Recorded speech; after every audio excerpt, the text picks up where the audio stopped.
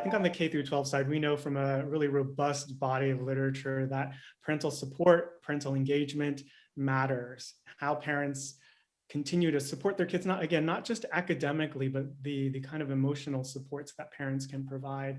Parents can provide structure, stability, also reassurance. But I think an important piece is almost even backing up into that question and to say, but what are the supports that parents themselves need to do that, Right. to take on that supportive role? And I think that's extremely important.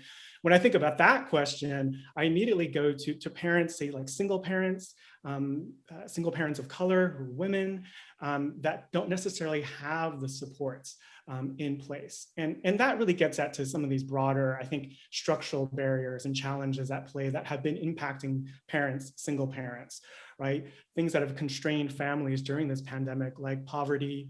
Again, we've talked about forms of insecurity, food insecurity, housing insecurity. So I think we need to think about ways to kind of alleviate those broader structural challenges, right? And that's kind of, it broadens the scope of, just beyond what schools can do. And I think schools in partnership with our other systems, our public health system, our sort of economic support systems, I think we need to be thinking about ways to alleviate some of the stresses, the economic stresses that have been placed on families, so that parents eventually do get the space and the time and the bandwidth to be able to provide that type of support and engagement that we know is important to students and kids.